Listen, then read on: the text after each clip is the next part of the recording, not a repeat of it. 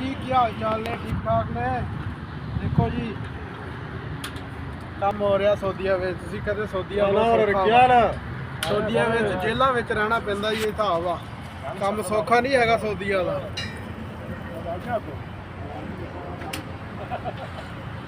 ਸੌਦੀਆਂ ਦੇ ਵਿੱਚ ਪੈਸੇ ਰਿਆਲ ਕਮਾਉਣੇ ਬਹੁਤ ਔਖੇ ਆ। ਹਰ ਬੰਦਾ ਸੋਚਦਾ ਜੀ ਸਾਡਾ ਪੁੱਤਰ ਸੌਦੀਆਂ ਗਿਆ ਵਾ, ਸੌਦੀਆਂ ਰਿਆਲ ਕਮਾਉਂਦਾ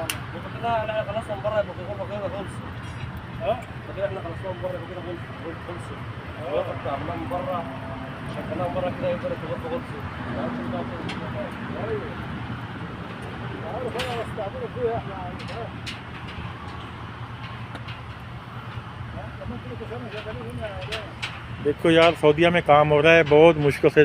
देखो स्टील फिक्सर लगे हुए हैं, ये कितना मुश्किल काम कर रहे हैं। देखें ये सिलक है, ये कलाबा है, ये हदीद है।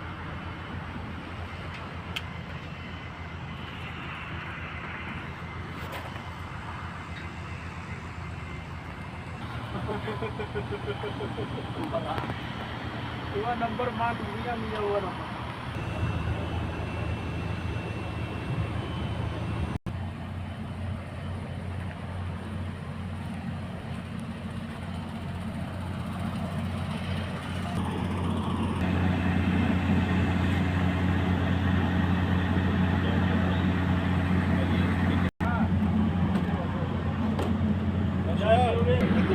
बिरयानी खा लो, इस तरीके से चलते ना तो वो पकड़ेगा होने की हो सकता है।